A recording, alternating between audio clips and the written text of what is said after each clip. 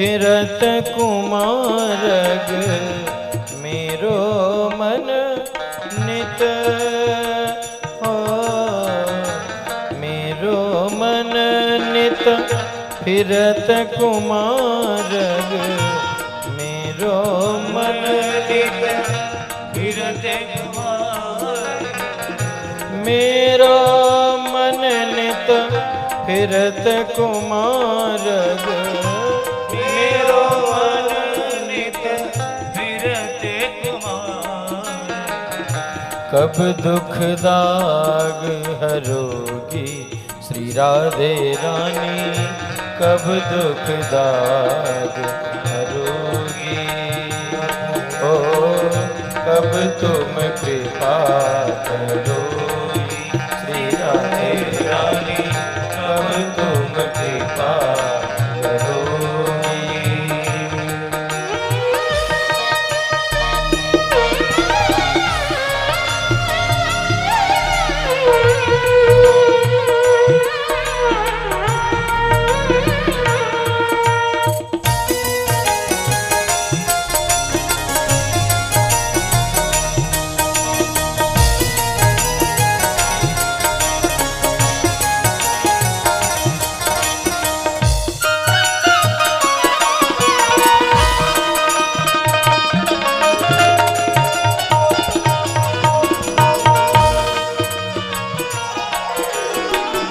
अति दुर्गम भव जाल फंसो मैं अति दुर्गम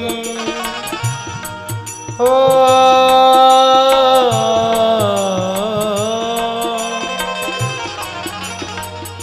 अति दुर्गम भव जाल फंसो मैं अति दुर्गम भव जाल फंसो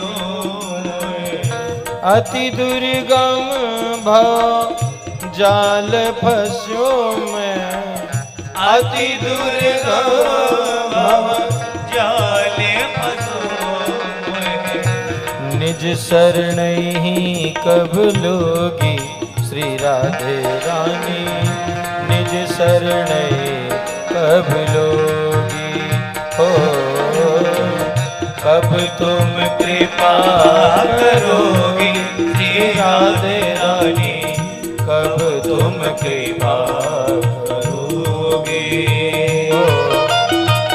कब तुम कृपा करोगे श्री राधे रानी कब तुम कृपा करोगे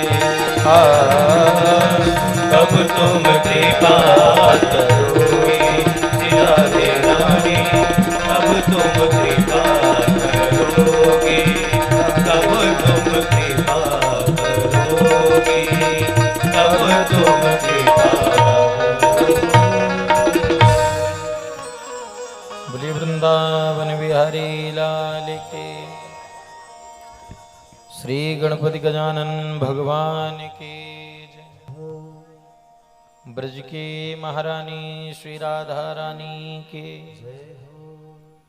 श्रीमद्भागवत महापुराण की सद्गुरुदेव भगवान की श्री हनुमान जी महाराज की जय जय श्री राधे।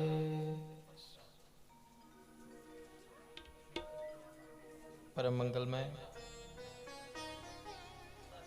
परात्पर अखिलेश्वर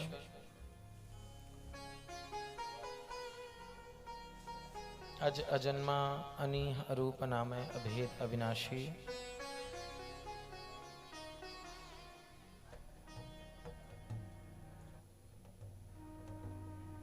अपावन को भी पावन करने वाले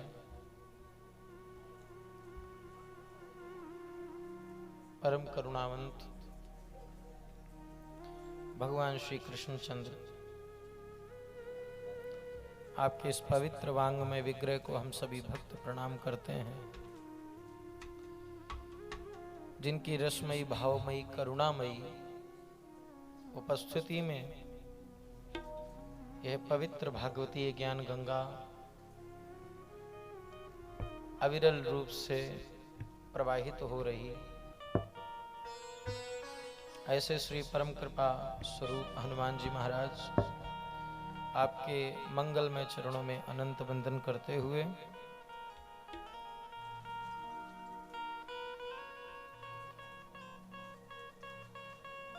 आज इस पवित्र भागवती ज्ञान गंगा धर्म सभा का पंचम दिवस,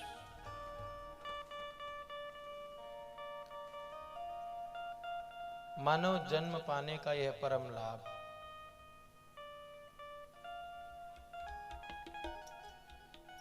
जो लाभ, जो कृपा, जो करुणा हम अन्य योनि में नहीं पा सकते, जो सुगम, जो साधना, जो अनुभूति हम अन्य योनि में नहीं पा सकते, वह सुदुर्लभ भागवती गंगा हम सभी भक्तों को सुलभ हुई।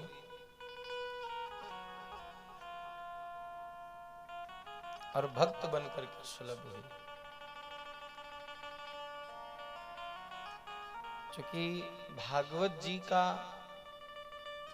लेखन ही भक्त चरित्र रूप में है। प्रथम दिवस में निवेदन किया था, इस शास्त्र का नाम ही भागवत शास्त्र है, भागवत महापुराण। और भागवत शब्द माने, भागवत माने ही भक्त होता है। जिस कथा में भगवान से भी ज्यादा भक्तों की महिमा का वर्णन है वो भागवत, जिसमें भगवान की करुणा का वर्णन है, जिसमें भगवान की दयालुता का परिचय है, वह भागवत की कथा है। तो आज इस पवित्र भागवत ज्ञान गंगा में हम सभी भक्त उपस्थित हुए। आइए मन वाणी को पवित्र करने हेतु भगवान नाम संकीर्तन का आश्रय धारण करें। चूंकि मंगल उत्सव कल मनाया गया, भगवान श्री ठाकुर जी का हम सभी ने जन्मोत्सव मनाया। भगवान की बाल लीलाएं हैं, बड़ी बड़ी मंगल लीलाएं हैं। भगवान इस धराधाम पर क्या लगता है हमको, आपको कंस को मारने के लिए भगवान को आना पड़ता है, या रावण जैसे छोटे मोटे असुर को मारने के लिए भगवान को आना पड़ता है? आप कल्पना करें, मानस कहती है भ्रकुट बिलास जासुलय होई, जिसकी थोड़ी सी भौं टेढ़ी हो जाए तो ये संसार ही नहीं, पूरा विश्व और अनेकानेक ब्रह्मांड सब भस्म हो जाएं, उस परमात्मा को रावण और कंस के लिए अवतार लेना पड़ता है? ऐसा नहीं है। वो तो जब वैकुंठ में बैठे बैठे ऊब जाते हैं, सुतीक्ष्ण और सबरी जैसे भक्त, कुब्जा जैसे भक्त द्रौपदी की पुकार सुनते हैं तो फिर उन्हें आना पड़ता है। जैसे आपके किसी मित्र का, जो आपके गांव के मित्र हों, कोई व्यक्ति विदेश में रहने लगे और उसके गांव के मित्र की बिटिया का विवाह हो, निमंत्रण पत्र जाए और वो विदेश से आए, विवाह में सम्मिलित हुए। अब आए किस लिए हैं? विवाह में सम्मिलित होने। और जब आ गए हैं तो सोचने लगे कि ये हमारा पैतृक घर है, तो इसमें कोई रहता नहीं, ताला बंद है, बड़े बड़े चूहों ने बिल बना रखे हैं, मकड़ी का जाल बन गया है। ओहो, क्या हुआ? जनरेटर चलेगा।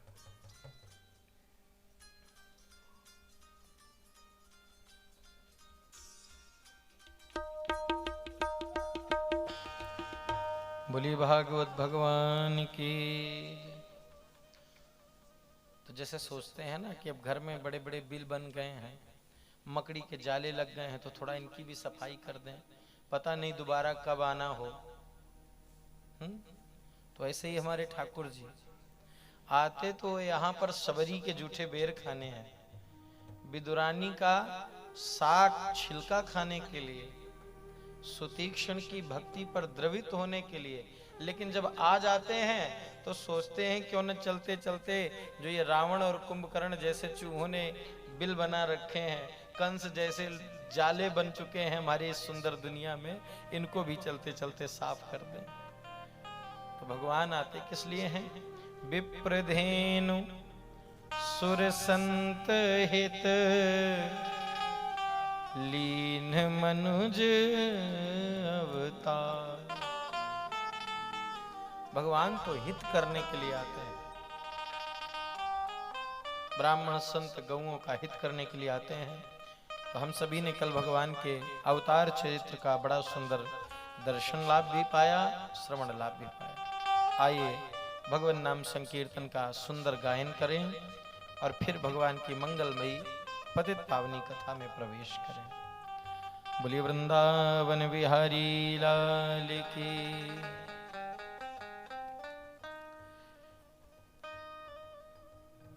जय राधा माधव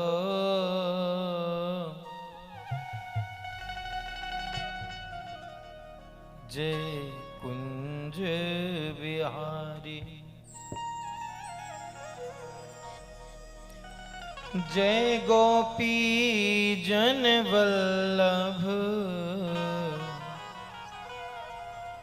जय गोपी जन वल्लभ जय गिरिवर धारी। जय राधा माधव जय कुंज बिहारी। जय राधा माधव कुंज बिहारी। ओ जय गोपी जन वल्लभ जय गोपी जन वल्लभ जय गोपी जन वल्लभ जय गोपी जन वल्लभ जय गिरिवर धारी। जय राधा माधव जय कुंज बिहारी। जय राधा माधव जय कुंज बिहारी।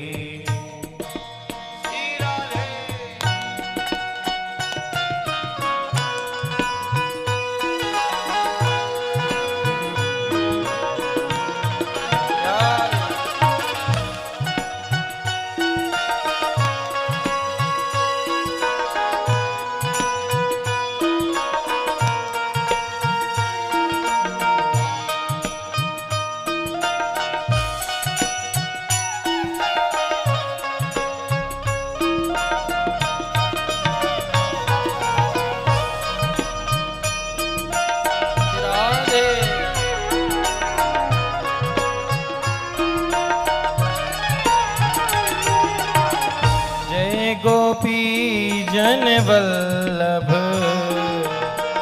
जय गोपी जन वल्लभ जय गोपी जन वल्लभ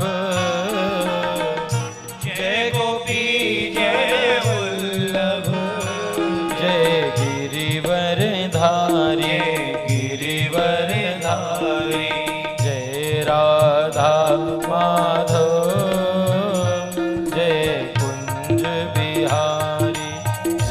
राधा माधव जय कुंज बिहारी। जय राधा माधव जय कुंज बिहारी। जय राधा माधव जय कुंज बिहारी।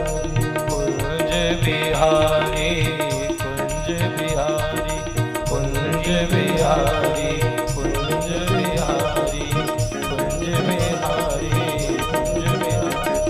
कुंज बिहारी। बोलिए बांके बिहारी लाल के।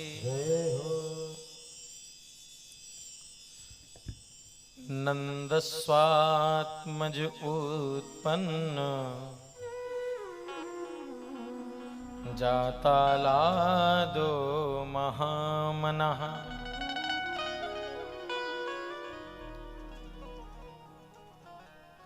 नंद बाबा आज इतने प्रसन्न हैं,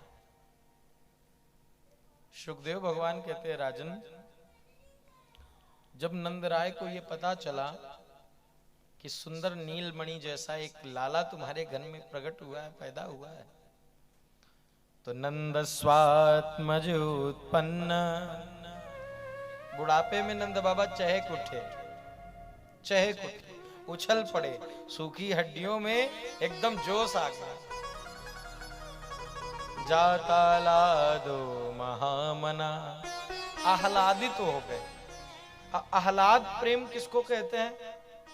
आह्लादित होने का मतलब क्या होता है? जब किसी को सामर्थ्य से परे वस्तु प्राप्त हो जाती है तो उसकी प्रसन्नता आह्लाद बन जाती है। अर्थ बोले वो प्रसन्नता जिसमें खुश होने पर आंसू बहते हैं वो आह्लाद कहलाता है तो प्रसन्न, लेकिन आंखों में आंसू बह रहे हैं, ऐसे आह्लादित हो गए नंद बाबा। समझ नहीं पा रहे कि पहले अपनी धर्मांगी यशोदा का दर्शन करूं या पहले अपने लाला का दर्शन करूं या अन्य व्यवस्थाओं को देखूं। पागल से हो गए नंद बाबा। महामना माने विशाल बुद्धि वाले, बड़े विद्वान हैं नंद बाबा, लेकिन पुत्र जन्म की बात सुनी तो इतने आह्लाद में हो गए कि बुद्धिहीन जैसे आज दौड़ रहे इधर उधर, कुछ समझ नहीं आ रहा। किसी ने कहा, नंद बाबा पागलों की भांति क्यों भाग रहे हो? नंद बाबा बोले, पिता बनने के बाद किया क्या जाता है, पहले हमें तो ये भी नहीं पता, व्यवस्था क्या होती है। बुढ़ापे में संतान हुई है, एक पिता का दायित्व क्या होता है। तो बूढ़ा एक गोप निकल के आया, बोला, बाबा आहोए विप्रान वेद ज्ञान। नंद बाबा तुम्हारे घर में छोरे ने जन्म लिया है तो जाओ पहले पंडित जी को बुला के लाओ। वो क्या होगा? बोले पंडित जी को बुला के लाओ और स्नान करके पवित्र हो जाओ। स्नाता सुचिर अलंकृता, स्नान बना के पवित्र हो जाओ। उससे क्या होगा? बोले जब तुम पवित्र हो जाओगे तब पंडित जी से अपने पुत्र के ग्रह नक्षत्र दिखवाना। कहीं मूल में तो जन्म नहीं हुआ है, महाराज इसका जन्मांक क्या कह रहा है, आयु कैसी है, ये छोटी छोटी बालारिष्ट योग के अंतर्गत तो नहीं है। नंद बाबा को जब सुनाई पड़ा कि पंडित जी को लाना है तो आह्लाद में तो व्यक्ति, किसी गोप ने कहा था पंडित जी को लाना है और नंद बाबा पंडित जी को नहीं लाए। फिर बोले विप्रान, ब्रज में जितने ब्राह्मण थे अच्छे अच्छे विद्वान सबको बुला के लाए। विप्रान बहुवचन, एक पंडित जी की बात हुई थी, जितने पंडित जी है सब लोग चलो विप्रान। वेद ज्ञान, वेद के विद्वान ब्राह्मणों को बुला कर लाए। नंद बाबा तैयार होकर के एकदम चकाचक, मूछों में इत्र लगा करके और तैयार होकर के इधर से जा रहे, उधर से एक बूढ़ी गोपी माथे पे दही मक्खन का मटका भरा हुआ लाद के दौड़ी चली आ रही, सब अपने अपने। आपको पता है गोपा परस्परम मृष्ट्वा दधि क्षीर घृतांबुभिः, लाला का जब जन्म का मंगल समाचार सुना तो यशोदा जी के भवन में कीचड़ फैल गया। कैसा कीचड़? बोले दही और मक्खन का, एक दूसरे को दही और मक्खन का लोंदा फेंक फेंक के मार के खेल रहे, इतना मंगल हो रहा है। तो वो गोपी बिचारी वो भी खेलने के लिए बूढ़ी मैया दौड़ी चली आए। इधर से नंद बाबा नहा धो के बढ़िया चकाचक कपड़े पहन के, हम मूछों में इत्र लगा के डाई वाई करके, हाँ बुढ़ापे में, हाँ, दौड़े चले जा रहे हैं। और दोनों की ऐसी टक्कर हुई कि जो पूरा मटका दही का था पूरा नंद बाबा, लाल लाल आंखें नंद बाबा ने दिखाई। बोली दादी तो को दिखे ना, अभी स्नान बना के आया था, अच्छे कपड़े पहन के आया था और पंडित जी के पास जाना था, तूने सब दही मेरे ऊपर गिरा दिया। अब उस बूढ़ी मैया को, उस गोपी को लगा अगर ये कहूंगी कि धोखे से हो गया तो और चिल्लाएंगे, तो क्या करें। बोली हमने धोखे से थोड़ी गिराया है। फिर बोले ये तो परंपरा होवे, जब किसी के घर में लाला जन्म लेना तो बाको स्नान दही से कराओ जाए। सो जा काजे हमने तो के तो तेरे ऊपर जे दही को मटका पूरो पलटा। आहा, नंद बाबा ने जितने और रखे थे सब उठा उठा करके पकड़ा है। बोले हम बैठे जा रहे हैं, आप कायदे से नहलाओ, अभी हम पूरे भीगे नहीं हैं, और नहलाओ। तो ये आह्लाद है, जाता आह्लादो महामना। ब्राह्मण आए, ब्राह्मणों से नंद बाबा ने बालक का जात कर्म संस्कार कराया। इसके पश्चात स्वस्ति वाचन पूर्वक ब्राह्मणों ने बालक को चिरजीवी होने का आशीर्वाद दिया। और जब चलने लगे तो तिलाद्रीन सप्तरत्नौघ शातकौ शाम्बरावृतान। नंद बाबा ने तिल के बहुत बड़े बड़े पहाड़ बनवाए, तिल के, काले तिल के। तिल पूजा में पवित्र क्यों होता है? ये भगवान के पसीने से, श्रम बिंदु से उत्पन्न हुआ है तिल, इसलिए पूजा में प्रयुक्त होता है। कुशा को पूजा में पवित्र क्यों मानते हैं? आपने देखा है कोई पशु जब जल के भीतर जाता है, कोई भी हो, गाय भैंस या कोई भी पशु, जब जल के भीतर प्रवेश करता है फिर बाहर निकले तो वो अपने शरीर को जरूर झाड़ता है जोर से, कोई भी पशु है। तो ऐसे ही जब भगवान वराह पृथ्वी को सागर के अंदर से, पाताल से ला करके जल पर रखते हैं, और बाहर आकर के उन्होंने भी, चूंकि पशु का रूप है, ऐसा शरीर झाड़ा तो जो हमारे वराह भगवान के रोमकूप गिर गए, वही इस धरा पर कुशा बन के पवित्र होता है। इसलिए भगवान के रोम होने के कारण उनको पूजा में प्रयुक्त किया जाता है और इतना पवित्र माना जाता है। नंद बाबा ने तिलों के पहाड़ बनवाए और जगह जगह उनमें कहीं हीरा लगवाया, कहीं मोती लगवाए, खूब चमचम चमचम पहाड़ हो। सात कौशाम्बरावृतान। अब ब्राह्मण बहुत थे, जो मुख्य 7 आचार्य थे, उन सबको तो तिल दान कर दिया, पहाड़ का पहाड़ पूरा, महाराज आप ले जाओ, हमारा बालक चिरजीवी हो। लेकिन अब चूंकि सबको निमंत्रण दे के आए थे, अब जो भी पंडित जी आए, नंद बाबा हम, जैसे नंद बाबा और यशोदा जी हमारे बैठे हैं ना भैया, देखो कल कैसे लुटाया आनंद में। जिसको ही पता चले, बोले पहाड़, अब पहाड़ नहीं मिलेंगे, फिर बोले गेट नंबर 3 से जाओ, तो क्या मिलेगा? बोले वहां गौदान हो रहा है। आपको पता है, धेनूनाम नियते प्रादात् विप्रेभ्यः शमलंकृते। 1-2 नहीं, अयुते प्रादात्। नंद बाबा ने आह्लादित होकर के 10,000 गौओं को समलंकृत करके दान किया।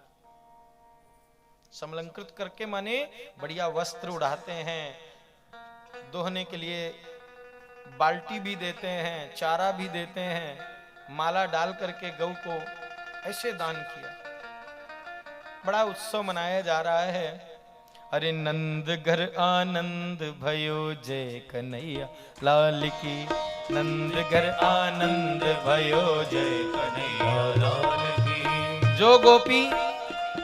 जो गोपी आ रही है, बस इतने ही दरवाजे पर घुसते ही चिल्लाती है, क्या? नंद घर आनंद भयो जय कन्हैया लाल की, नंद घर आनंद भयो जय कन्हैया लाल की। काहू दीने हाथी घोड़ा, काहू दीने पालकी, काहू दीने हाथी घोड़ा, काहू दीने पालकी। किसी को तो नंद बाबा हाथी घोड़ा दान कर रहे हैं और किसी को पालकी दान कर रहे हैं। तो किसी ने पूछा, महाराज हाथी घोड़ा किसको दान किया, पालकी किसको दान की? तो कहा सुनो, ज्वानन को हाथी घोड़ा, बूढ़न को पालकी, ज्वानन को हाथी घोड़ा, बूढ़न को पालकी। नंद घर आनंद भयो जय कन्हैया लाल की, नंद घर आनंद भयो जय कन्हैया लाल की, नंद घर आनंद भयो जय कन्हैया लाल की, नंद घर आनंद भयो जय कन्हैया लाल की। किसी ने कहा कि नंद बाबा के यहाँ केवल दान की व्यवस्था चल रही है और कोई, विकास भैया ने दान के अलावा कोई व्यवस्था नहीं की। अरे बोले नहीं नहीं, बाहर बहुत बढ़िया नाश्ता का भी काउंटर है। आपस में चर्चा चल रही। अच्छा, अरे कोई खाए लड्डू पेड़ा, कोई खाए लापसी, कोई खाए लड्डू पेड़ा, कोई खाए लापसी। किसी ने कहा, एक ऐसी मैया भी चली आई, बोले हमारे तो मुंह में दांत ही नहीं है और वहां तो सब इडली सांभर चल रहा है, तो हम क्या करें? तो पीछे से किसी ने हाथ पकड़ा, बोला काउंटर नंबर 4 पे जाओ, वहां लपसी भी लगी हुई है बिना दांत वालों के लिए। ज्वानन को लड्डू पेड़ा, बूढ़न को लपसी, ज्वानन को लड्डू पेड़ा, बूढ़न को लपसी। अरे नंद घर आनंद भयो जय कन्हैया लाल की, नंद घर आनंद भयो जय कन्हैया लाल की, नंद घर आनंद भयो जय कन्हैया लाल की, नंद घर आनंद भयो जय कन्हैया लाल की, जय कन्हैया लाल की, जय कन्हैया लाल की। सूरदास जी कहते हैं कि नंद महर घर बजत बधाई। बधाई बड़ा प्यारा शब्द है। बधाई एक शब्द का ज्यादा से ज्यादा 1 या 2 अर्थ होता है, लेकिन बधाई के 3 बड़े प्यारे अर्थ। बधाई डाली भी जाए माने नाचना, बधाई डालना। बधाई दी भी जाए, शुभ कामना। अब बधाई बांटी भी जाए, कल बांटी खूब गई, है ना। तो नंद बाबा को बधाई प्राप्त भी हो रही है, नंद बाबा बधाई गा भी रहे हैं, डाल भी रहे हैं, अब बांट भी रहे हैं, सब खूब आनंद से हो रहा है। लेकिन एकदम से नाचते नाचते बूढ़े नंद बाबा को याद आया, बोले आज तारीख क्या है, तिथि क्या है? बोले अब तो भादों के महीने की द्वादशी आ गई है। अष्टमी को ठाकुर जी का जन्म हुआ, नवमी को उत्सव हुआ, नवमी से द्वादशी कब आ गई पता ही नहीं चला। द्वादशी आ गई तो नंद बाबा चौंक गए, 2-4 गोपों से कहा तुम तारीख भूल गए? क्यों? अरे हम लोग गोप वेश में रहते हैं, जंगलों में रह करके छोटा मोटा परिवार चलाते हैं, और कंस का कर देने के लिए हम लोगों को जाना पड़ता है। तो आज तारीख है, ऐसा करो 2-4 गोपों को वहीं रख दिया, सबसे कहा अपने अपने घर से जिसको जो टैक्स देना होता है अपनी गाड़ियों पर ला दो, चलो चलते हैं, कंस को कर दे के आते हैं। और 2-4 मटकी ज्यादा ही लाद लेना। गोपान गोकुल रक्षायाम निरूप्य मथुराम गता। मथुरा के लिए चला गया नंद बाबा। जिस समय गोपों को लेकर के मथुरा गए, 2-4 बूढ़े बाढ़े ग्वाल वो बने रहे घर की रखवाली के लिए, सुरक्षा के लिए। इधर जिस दिन से वो योग माया रूपी कन्या आकाश में गई है, और उसने कहा कंस व्यर्थ नराधम तू मेरे ऊपर हो या लाल, और प्रकट हो गया ब्रज में कहीं पे तेरा काल। इस ब्रज भूमि में ही कहीं तेरा काल पल रहा है। कंस को उस दिन से नींद नहीं आई है। 5 दिन हो गए लेकिन कंस को नींद नहीं आई। जब कुछ उपचार न सूझा, किसी तरीके से पता न चला कि मेरा काल कहां है, तो कंस ने अपनी एक सैन्य टुकड़ी को तैयार किया, जाओ 1 महीने तक के पैदा हुए सब बच्चों को मार डालो। वो सेना हाथों में तलवार लेकर के जैसे ही आगे बढ़ी, तो अघासुर और बकासुर नाम के 2 दैत्य हैं, उनकी बहन नाम है पूतना, हाथ जोड़ करके चली आई, महाराज प्रणाम करती हूँ। छोटे मुंह बड़ी बात कैसे कहूं महाराज, आपके यश से तो देवता भी कांपते हैं, और जब देवताओं को पता चलेगा कि एक छोटे बच्चे के लिए कंस ने सेना भेज दी मारने को, तो देवता थू थू करेंगे और लोग हंसेंगे तुम पर, तुम्हें डरपोक कहा करेंगे। एक बच्चे के लिए सेना भेज रहे हैं भोजराज, इतना डर गए।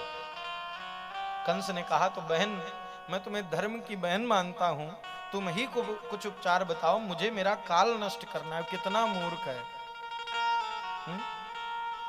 कितना मूर्ख है, काल को मारना चाहता है। साये से कोई दूर नहीं हो सकता, अपनी छाया को कभी छुपा नहीं सकता, उससे बिलग नहीं हुआ जा सकता। छांव में आने पर छाया छिप जाती है, लेकिन जैसे ही धूप पर पहुंचोगे ना, तो आपका प्रतिबिंब आपके सामने खड़ा होगा। काल तो हमारी छाया है, सदैव साथ है।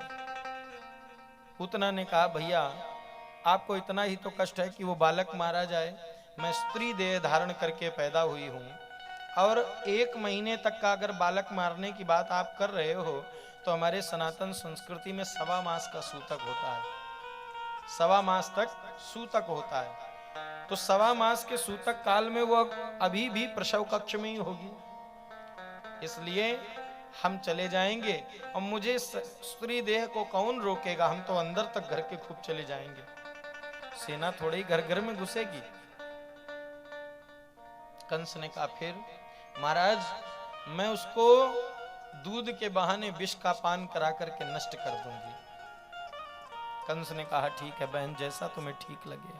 हा ये पूतना क्या है? बोले पूतना अविद्या रहिता गंध मात्रा विशेषता। पूतना शब्द का बड़ा प्यारा अर्थ है। पूत माने होता पवित्र, वैयाकरण सिद्धांत में। बोले जिसका हृदय परमात्मा के प्रति पवित्र नहीं है, जो मंदिर में जाकर के भी ठाकुर जी के पवित्र नेत्रों को न देख करके दीवार पर मड़ी हुई चांदी देखते हैं, जिन्हें ठाकुर जी से ज्यादा संसार की वासना पवित्र लगती है, अच्छी लगती है, जिनका हृदय भगवान के पास होकर के भी भगवान का नहीं हो पाता, वो जीव पूतना कहलाता है।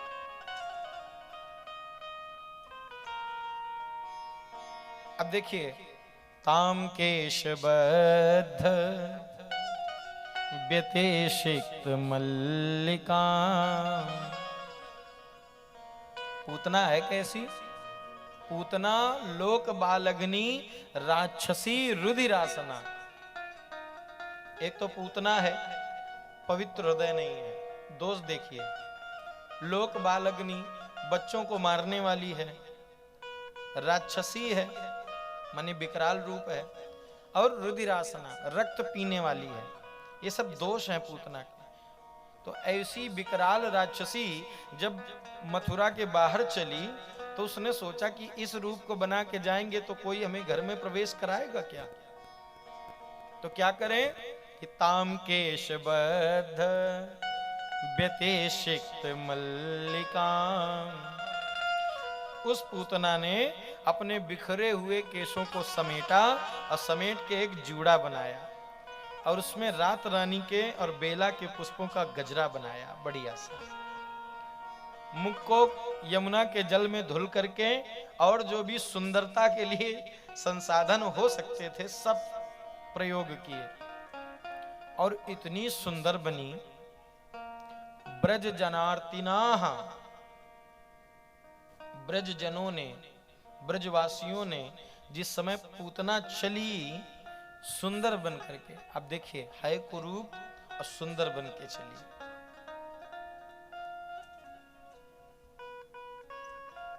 तो क्या हुआ? भगवान ने सोचा कि अब ये पूतना जिस घर में चली गई वही बच्चा मारा जाएगा। तो पालने में पड़े पड़े ही ठाकुर जी ने नंद भवन के उत्सव की ध्वनि इतनी तेज की कि सबसे पहले नंद बाबा के दरवाजे ही पूतना पहुंच गई। ये उत्सव किसके घर में हो रहा है? जिस समय पूतना नंद बाबा के दरवाजे पर पहुंची, हा, भोली भाली ब्रज की ग्वालिनियां, कोई ढोलक बजा रही है, कोई घर का प्रक्षालन कर रही है, साफ सफाई कर रही है। किसी ने पूतना को देख करके ये हिम्मत नहीं जुटा पाई कि परिचय पूछ ले कि देवी तुम कहां से आई हो। क्यों? अच्छा, बिना निमंत्रण भोजन करना हो तो डेकोरेट होके चले जाओ आप, अच्छे खासे कपड़े पहन के तैयार हो करके किसी भी पार्टी में चले जाओ, बिना निमंत्रण के जाओ। कोई जरूरत है? कोई टोकेगा? आधे लोग तो यही में परेशान रहेंगे कि बारात की तरफ से हैं कि हाँ, कन्या पक्ष सोचेगा भाई बाराती है कैसे टोक दे, इतना बढ़िया तैयार होके आया है। और पक्ष सोचेगा कि भाई होगा इनका कोई रिश्तेदार। वही आज स्थिति, पूतना इतनी सुंदर लग रही है, इतने अच्छे वस्त्रों को पहने हैं, इतने आभूषण पहने हैं कि किसी ग्वालिन की हिम्मत नहीं हुई कि पूछ ले कि बहन तुम्हारा परिचय क्या है। सीधी निसंकोच पूतना चलती चली गई और यशोदा जी जिस कमरे में लाला के साथ लेटी हैं उसी कमरे में पहुंच गई। यशोदा जी ने ऊपर से नीचे तक पूतना को देखा, एकदम तेज पुंज सी दिख रही है, तो खड़ी होकर के बैठ गई पर्यंक पर अपने। पूतना से कहा, बहन स्वागत है। लगा यशोदा जी को कि हो सकता है किसी ग्वालिन की कोई रिश्तेदार आई हो। कहा हो चलो हमारे नंदरानी के यहाँ। पूतना जोर से बोली, बधाई हो भाई, बधाई हो नंदरानी, आपको पुत्र की बधाई हो। अरे आप ही का तो है, सब आपकी ही माया है। कहां से पधारी हैं आप?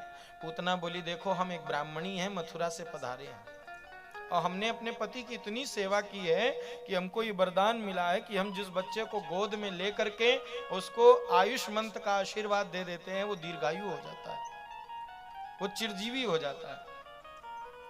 इतनी बात सुनने के बाद भला यशोदा जी रुक पावे? यशोदा जी ने तुरंत लल्ला को उठाया और उठा करके गोद में पूतना के लिटा दिया। देवी आप हमारे पुत्र को भी आशीर्वाद दीजिए ना, हमारे लल्ला को भी आशीर्वाद दीजिए, ये भी दीर्घायु हो जाए। पूतना बोली, हाँ बिल्कुल आशीर्वाद दूंगी, लेकिन मैं चल के आई हूँ, मेरा गला सूख रहा है, थोड़ा जल मिल जाए। यशोदा जी बोली, किसी ने आपको जल भी नहीं पूछा? नहीं नहीं, मैं तो सीधी चली आई।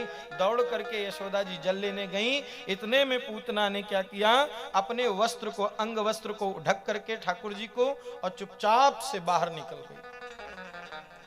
जो नंद भवन के बाहर निकली, अपने विकराल रूप में आकर के दहाड़ी, लंबे लंबे चरण रख करके पूतना ने भागना शुरू किया। राजन परीक्षित, पूतना ने अपना विकृत विशाल रूप धारण किया, भयंकरी लंबी लंबी दाढ़ें हैं, आंखों से रुधिर की धारा निकल रही है। ऐसे विकराल रूप को पूतना ने धारण करके अट्टहास किया तो यशोदा जी का हृदय कांप गया।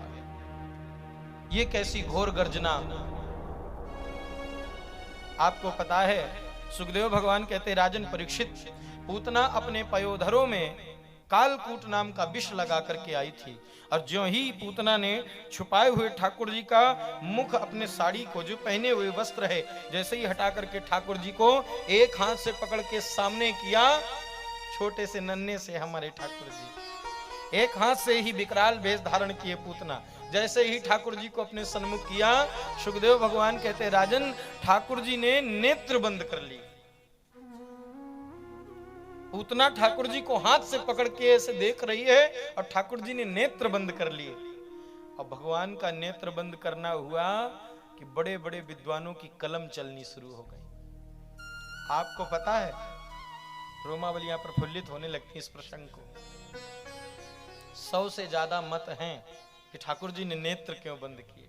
आज पूरे दिन की कथा केवल इसी पर हो सकती है, नेत्र क्यों बंद किए। सब अपनी अपनी बुद्धि लगा रहे हैं। एक बोला, देखो देखो ठाकुर जी छोटे बच्चे के रूप में हैं, ये विशाल राक्षसी बन के आई, इसलिए ठाकुर जी डर गए। दूसरा संत बोला, तेरी बुद्धि ठीक है दारी के, हैं?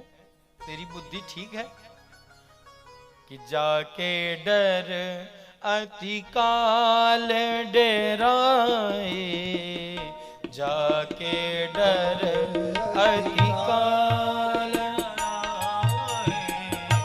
जाके डर अति काल डेराए, अति काल डेराए। जो सुर असुर चराचर खाए, जो सुर असुर चराचर खाए, जाके डर अति काल डराए, जाके डर अति काल। तुम क्या कहते हो? भगवान डर गए? जिसके डर से काल कांपता है। भागवत में ठाकुर जी ने कहा, मद भयात युवती वातोयम, मेरे डर से ये हवा अपने समय पर असंग होकर के चलती है। सूर्य तपति मद भयात, ये सूर्य मेरे भय के कारण नियम के पाबंद हैं, सदैव चलते रहते हैं। दहत्यग्नि, ये अग्नि मेरे भय से इतनी उष्मावंत है, ज्वलनशील है। मृत्युश्चरति मद भयात, ये मृत्यु मेरे भय से ही जीवों का प्राण हरती है। वो ठाकुर जी पूतना को देख के डर गए होंगे, तुम्हें शर्म नहीं आई कहने में? चुप हो गए संत। दूसरा बोला, देखो हमें कुछ पता है, आंख क्यों बंद की ठाकुर जी ने? क्योंकि बोले ठाकुर जी ने आंख बंद करके विधाता ब्रह्मा को कोसना शुरू किया। जिस समय पूतना को ठाकुर जी ने अपने सन्मुख देखा तो आंख बंद करके ब्रह्मा जी को मन ही मन कोस रहे हैं। क्यों कोस रहे हैं? वो ब्रह्मा जी से कह रहे हैं तुम्हारी डिक्शनरी में मेरे भाग्य में एक ही चीज लिखना है। रामावतार में आया तब भी सबसे पहला वध नारी का ही करना पड़ा, ताड़का को मारना पड़ा। आज जब कृष्णावतार लेके आया तब भी तुमने पहले पूतना ही भेज दी। तुमने कुछ मेरे भाग्य में और परिवर्तन नहीं किया है? जब देखो तब पहला वध मुझे नारी का ही करना पड़ रहा है। तो मानो आंखें बंद करके ठाकुर जी ब्रह्मा जी को कोस रहे हैं। तीसरा संत कहता ये भी नहीं है। फिर बोले भगवान पूतना को देख रहे हैं। क्या देख रहे हैं? बोले पूतना मुझे दूध के बहाने जहर पिलाने आई है। ये अपने पयोधरों में कालकूट विष का लेपन करके आई है और मैं दूध पीना शुरू करूंगा। दूध पीते पीते जहर भी पी जाऊंगा और जहर पीने का एक्सपीरियंस मुझे तो है नहीं। हम तो ब्रज में आए माखन मिश्री खाने, हम क्या जाने। तो आंख बंद करके ठाकुर जी स्मरण कर रहे हैं कि दुनिया में जहर कौन बढ़िया पीता है। तो याद आई भोले बाबा। तो मानो आंख बंद करके भोले बाबा का स्मरण कर रहे हैं कि बाबा मेरे अधर पर आप विराजमान हो जाइए, दूध दूध पी लेंगे हम और जहर जहर आप पी लेना, आप बड़े अच्छे हो जहर पीने वाले। तो इसलिए ठाकुर जी ने नेत्र बंद कर लिए। बड़े कारण है। एक संत कहता है कि ये भी नहीं, ठाकुर जी का एक स्वभाव है। क्या? अधम से अधम, नीच से नीच, पतित से पतित भी जब सन्मुख आ जाता है तो ठाकुर जी उसका कल्याण कर देते हैं। भगवान कहते हैं मैंने अगर पूतना के नेत्रों में अपने नेत्र मिला दिए तो मेरा सामुख्य इस पूतना से हो जाएगा और सन्मुख होते ही पूतना पवित्र हो जाएगी। फिर इसको मैं मारूंगा कैसे? मेरे दर्शन करते ही ये पूतना निर्दोष हो जाएगी और फिर निर्दोष पूतना को हम कैसे मारेंगे? कि सन्मुख होई जीव मोहि जबहि। ये मेरा प्रण है कि जीव जब मेरे सन्मुख आ जाता है, मुझसे अपने अपराधों की क्षमा मांग लेता है तो जन्म कोटि अघनाशहि तबहि, उसके करोड़ों जन्मों के पाप हम नष्ट कर देते हैं। अब पूतना की आंखों में आंख मिल गई तो ये पूतना निर्दोष हो जाएगी। भला बताओ फिर हम कैसे मारेंगे? तो ना हम देखेंगे ना ये निर्दोष होगी। इसलिए ठाकुर जी ने नेत्र बंद कर लिए। एक और बड़ा विशिष्ट कारण, इसी के बाद फिर आगे कथा में चलेंगे। भगवान कहते हैं इस संसार में जो देखने योग्य हो उसी को देखो। मेरा स्वभाव है क्या? कि निर्मल मन जन सो मोहि पावा, मोहि कपट छल छिद्र न पावा। ठाकुर जी को कपट नहीं अच्छा लगता। एक माँ का बेटा चाहे जैसा हो, लंबा चौड़ा मोटा ठिनगा काना कुथरा जैसा भी हो, लेकिन वह अपनी माँ को बड़ा अच्छा लगता है। अपनी संतान बड़ी अच्छी लगती है चाहे जैसी हो। तो ठाकुर जी कहते हैं इस संसार में जो भी पशु पक्षी मानव दानव यक्ष किन्नर गंधर्व जो भी हैं सब मेरी संतान हैं। अमृतस्य पुत्रः, तुम जब मेरी संतान हो तो मुझे कितने अच्छे लगते हो। मैंने तुमको जैसा बना करके भेजा है वैसे ही आ जाओ। कपट करके आओगे, बनावटीपन करके आओगे तो फिर अच्छे नहीं लगता। बनावटीपन अच्छा नहीं लगता। आज पूतना ने वही गलती कर दी, वही अपराध दोहरा दिया जो रामावतार में एक देवी और करके आई थी, श्रीमती शूर्पणखा देवी। ये भी सुंदर नहीं है, आप इनका चरित्र पढ़ें, ये भी सुंदर नहीं है। लोग कहते हैं बाबा तुलसी को कि वो नारी के विपक्ष में रहते थे, नारी को अबला कहते थे, नारी को शिक्षाहीन कहते थे। ये बड़ा तर्क का विषय इस समय चल रहा है। बाबा तुलसी नारी के विपक्ष में रहते थे। बाबा तुलसी ने मानस में एक चौपाई लिखी, उसकी अर्धाली कहता हूं, जिम स्वतंत्र हुई बिगड़े ही नारी। जैसे स्वतंत्र होने पर नारी बिगड़ जाती है, इसका ये अर्थ निकालते हैं लोग। क्या कहूं ऐसे बुद्धिहीनों को।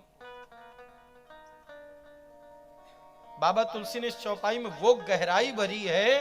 बाबा जानते हैं कि नारी सहज ममता पूर्ण होती है, नारियों में ममता की अधिकता होती है, उनमें कपट नहीं होता।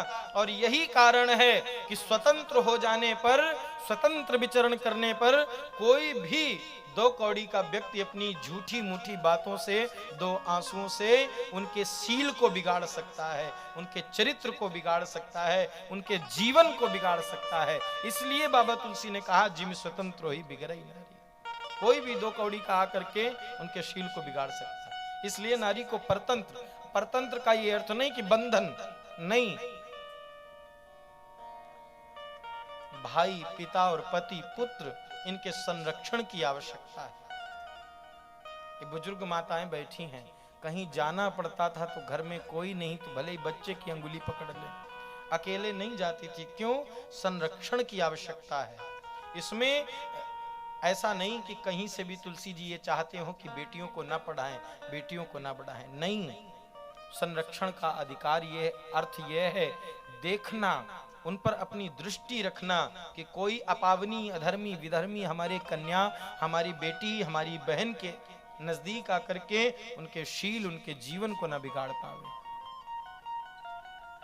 आपको क्या लगता है शूर्पणखा रोज रोज जाती थी? मानस प्रेमी थोड़ा सावधान होकर के इस प्रसंग को सुने। शूर्पणखा जीवन में कभी नहीं गई, कभी लंका के बाहर नहीं निकली। यहां तक कि शूर्पणखा का विवाह जिससे हुआ, उस विद्युत जीवा नाम करके राक्षस को, उसको भी रावण ने घर जमाई बना करके रखा। इतना बलवान था, ईर्षा पूर्वक अपने बहनोई की ही हत्या कर दी।